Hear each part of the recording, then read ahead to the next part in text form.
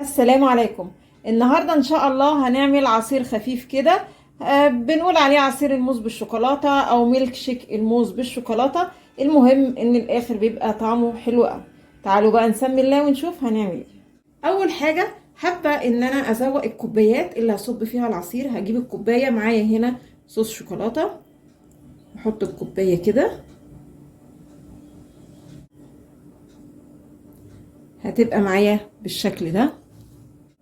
وبعدين هجيب شوكولاته فورماسيل او اي حاجه يعني عايزه تزوقي بيها، وهحط كده الكوبايه، هدورها كده علشان تاخد كميه حلوه كده ويبقى شكلها جميل بالشكل اللطيف ده. هدخلها بس التلاجة لحد ما احضر العصير.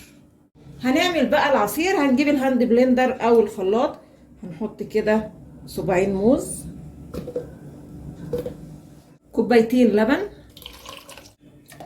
باكو فانيليا، معلقه كبيره مليانه لبن بودر، ومعايا هنا شوكولاتة اي نوع واي كمية. انا حطيت هنا قطعتين، وطبعا السكر حسب ما تحبي، وتقدري تحطي عسل نحل. بس كده، وهضرب المكونات دي كلها مع بعض. خلاص كده هصب بقى العصير في الكوبايات. طبعا الشوكولاتة اللي احنا حطيناها انا كنت مخرجاها يعني بره التلاجة، فكانت سايحة خالص. ما تحطيش يعني الشوكولاتة تكون جامدة علشان ما تبوظش يعني سلاح الخلاط او سلاح الهاند بلندر.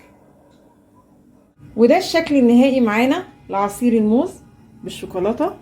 رشينا على الوش كده شوية فورماسيل.